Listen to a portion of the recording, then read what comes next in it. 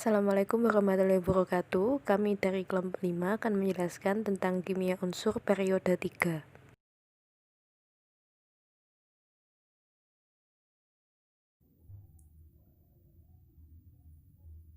Untuk yang pertama, unsur-unsur periode 3. Keteraturan sifat keperiodikan unsur dalam satu periode dapat diamati pada unsur-unsur periode ketiga yang terdiri dari natrium, magnesium, aluminium, silikon, fosforus, belerang, klor, dan argon. Pada unsur periode 3 memiliki sifat umum yang terdiri dari jari-jari atom, energi ionisasi, titik-titik, dan titik lebur. Untuk yang jari-jari atom dari Na ke Ar semakin kecil. Hal ini disebabkan oleh semakin bertambahnya muatan inti sehingga gaya tarik inti atom terdapat elektron pada kulit-kulit atom semakin meningkat. Kemudian untuk yang energi ionisasi dari Na ke Ar cenderung semakin besar dengan pengecualian pada Mg dan P. Energi ionisasi Mg lebih besar daripada Al dan energi ionisasi P lebih besar daripada S. Hal tersebut disebabkan oleh konfigurasi elektron valensi Mg yang berpasangan, dan pada P terdapat 3 elektron tak berpasangan pada subkulit 3P yang cenderung stabil sehingga sulit diionisasi. Kemudian yang terakhir, titik didih dan titik lebur. Titik didih dan titik lebur meningkat secara teratur dari Na ke Si, kemudian turun tajam pada S, dan kemudian turun secara teratur. Perubahan titik didih dan titik lebur ini disebabkan oleh struktur dari masing-masing zat dalam keadaan bebas. Unsur Na, Mg, dan Al memiliki struktur logam, sehingga memiliki titik didih dan titik leleh yang cenderung tinggi. Untuk Si membentuk struktur molekul dengan ikatan kovalen raksasa sehingga memiliki titik didih sangat tinggi. Untuk P dan S merupakan molekul dengan struktur kovalen sederhana sehingga mempunyai titik didih dan titik lebur yang lebih rendah daripada logam. Unsur Cl dan Ar berwujud gas, dengan Cl merupakan gas diatomik. Ar merupakan gas monoatomik dengan titik didih dan titik lebur yang sangat rendah. Sifat kimia. Unsur periode 3 memiliki beberapa sifat kimia, antara lain: pertama, sifat logam dan non-logam. Dari Na ke Ar, sifat unsur cenderung berubah dari logam ke non-logam. Na, Mg, dan Al merupakan logam dengan struktur kristal raksasa, memiliki kilap logam, dan daya hantar listrik yang baik. Silikon merupakan semilogam atau metaloid dengan struktur ikatan kovalen raksasa, sehingga bersifat semikonduktor. Fosforus dan belerang merupakan unsur non-logam dengan struktur kristal sederhana. Cl dan Ar merupakan gas. Yang kedua, oksidasi dan reduksi. Unsur-unsur periode ketiga dari natrium ke klorin berubah dari reduktor kuat Na, Mg, dan Al menjadi reduktor lemah, kemudian oksidator kuat. Natrium merupakan reduktor kuat yang mereduksi air menjadi gas hidrogen. Magnesium memiliki daya reduksi yang lebih lemah daripada natrium, tetapi masih digolongkan sebagai reduktor kuat karena potensial reduksinya yang sangat negatif.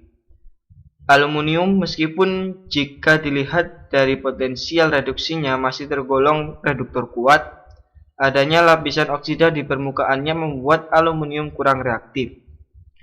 Silikon merupakan reduktor yang sangat lemah, dapat bereaksi dengan oksidator kuat secara langsung. Fosforus merupakan reduktor yang sangat lemah, terutama dalam mereduksi oksigen dan halogen. Belerang merupakan oksidator lemah, dan klorin merupakan oksidator paling kuat.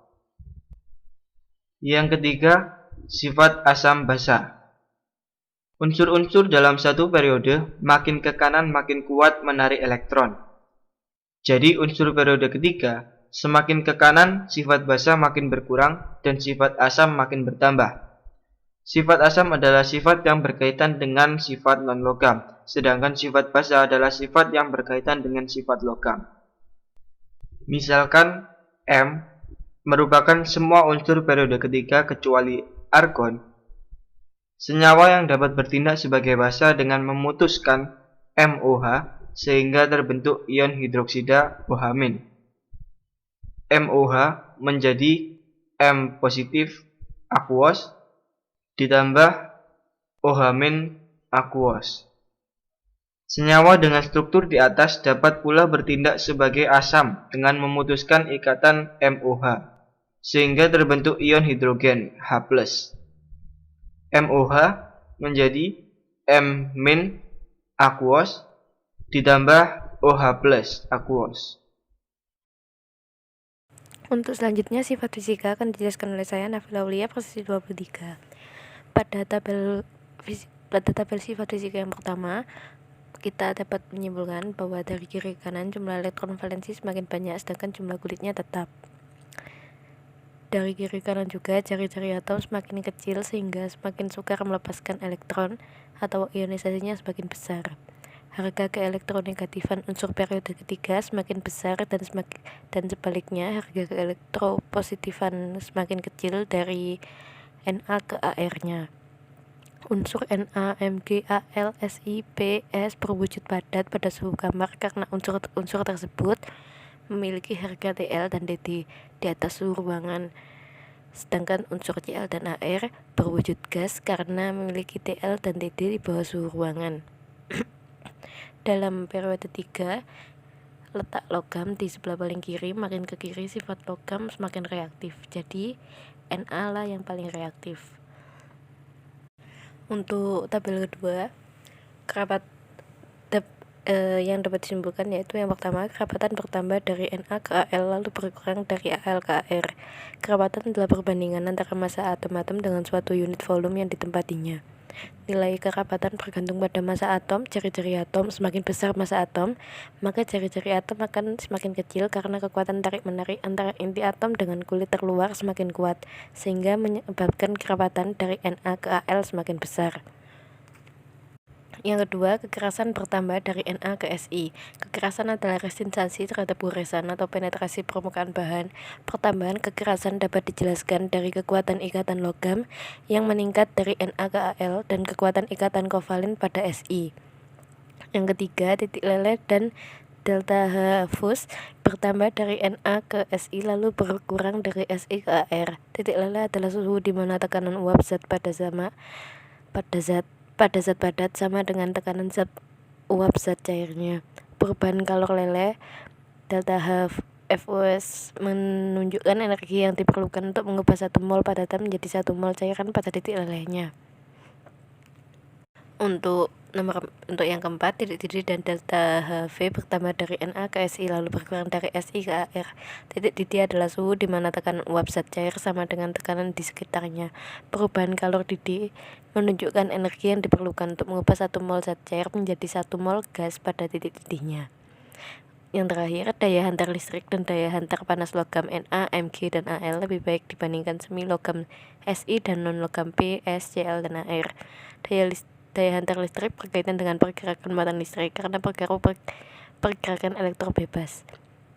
Daya hantar panas berkaitan dengan jumlah partikel untuk meneruskan energi kinetik ke partikel lainnya. Logam Na, Mg, dan Al memiliki daya hantar listrik dan panas yang baik karena memiliki elektron valensi dalam ikatan logam dapat bergerak bebas. Semi logam Si memiliki daya hantar panas dan listrik yang cukup baik dibanding non-logam karena ikatan kovalen di mana elektron-elektronnya terkait ke inti atom. Yang terakhir, non-logam Ps, Cl, dan Ar tidak memiliki daya hantar listrik karena struktur unsurnya tidak memiliki elektron bebas dan memiliki daya hantar panas karena pengaruh. Terima kasih. Cara memperoleh unsur periode 3. Natrium. Natrium dibuat dengan cara elektrolisis leburan NaCl. Natrium dibuat dari elektrolisis lelehan natrium klorida yang dicampur dengan kalsium klorida, cell Downs.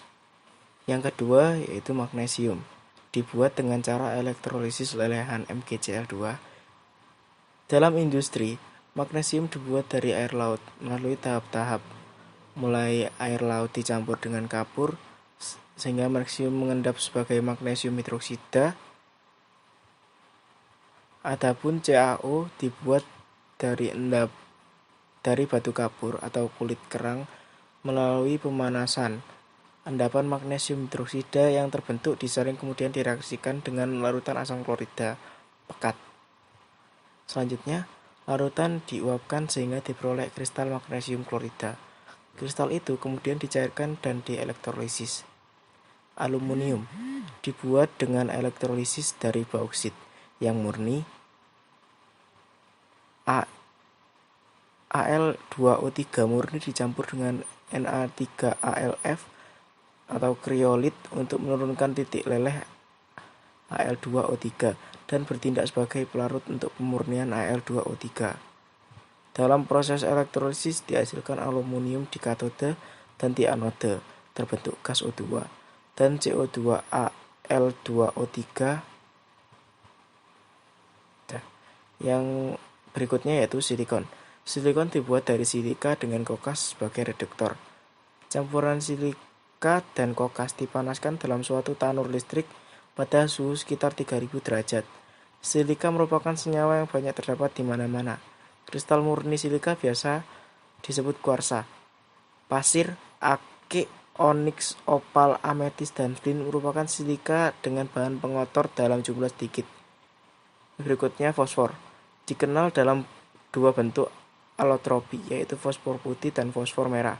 Fosfor putih diperoleh dengan proses Wohler atau memanaskan campuran Ca3PO42 dengan es silikon dan kokas pada suhu 1300 derajat Celcius pada tanur listrik. Dua fosfor merah diperoleh melalui pemanasan fosfor putih. Berikutnya belerang. Belerang diperoleh melalui cara Frosch. Belerang dicairkan dengan mengalirkan air yang sangat panas melalui sebuah pipa. Air yang sangat panas merupakan campuran air dan uapnya pada tekanan 16 atm dan temperatur 1600 derajat Celcius. Belerang cair dipaksa keluar dengan memompakan udara panas 20-25 atm. Belerang juga dapat diperoleh dari desulfurisasi minyak bumi yang bertujuan untuk mengurangi kadar belerang yang ada di dalam minyak bumi. Berikutnya klor. Klor dapat dibuat dengan elektrolisis leburan NaCl atau elektrolisis larutan NaCl dengan menggunakan diafragma. Berikutnya adalah argon. Argon digunakan sebagai pengisi bola lampu listrik dalam pengelasan dan pencegahan perkaratan. Sekian. Kegunaan unsur periode 3. Yang pertama, natrium. Natrium digunakan dalam pembuatan ester sebagai pengawetan makanan, penyedap makanan, pengembang kue, dan digunakan sebagai bahan pembuat sabun, deterjen, dan lain-lain. Yang kedua adalah magnesium. Magnesium digunakan pada produksi logam, kaca, dan semen. Dalam produksi pesawat, logamnya disebut magnalum. Digunakan sebagai pemisah antara sulfur dari besi dan baja, dipakai pada lempeng yang digunakan di industri percetakan, dan sebagai katalis di reaksi organik. Yang ketiga adalah aluminium. Aluminium digunakan dalam industri pesawat, digunakan untuk konstruksi bangunan, digunakan untuk membuat magnet yang kuat, digunakan untuk membuat logam hybrid yang dipakai pada pesawat luar angkasa, dan dibuat untuk berbagai macam alat-alat rumah tangga. Yang keempat adalah silikon. Silikon digunakan dalam pembuatan kaca, terutama dipakai dalam pembuatan semikonduktor. Digunakan untuk membuat alloy bersama aluminium, magnesium, dan tembaga, untuk membuat enamel, dan membuat IC. Yang kelima adalah fosfor. Fosfor digunakan dalam produk pembuatan pupuk, pembuatan bahan peledak, korek api, kembang api, odol, deterjen, dan pestisida. Yang keenam, belerang. Belerang digunakan pada bahan dasar pembuatan asam sulfat, digunakan dalam baterai, dalam pembuatan pupuk, kembang api, dan lainnya. Yang ketujuh, kegunaan klor.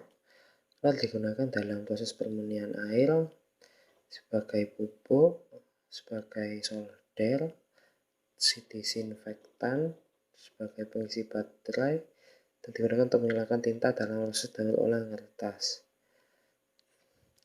Yang kedelapan adalah argon. Argon digunakan sebagai pengisi bola lampu karena argon tidak bereaksi dengan kawat lampu. Dipakai dalam industri logam sebagai inert saat pemotongan dan proses lainnya. Digunakan untuk membuat lapisan pelindung dalam berbagai macam proses untuk mendeteksi sumber air tanah dan dipakai dalam roda mobil mewah. Sekian video dari kelompok kami. Jika masih banyak kekurangan, kami mohon maaf. Wassalamualaikum warahmatullahi wabarakatuh.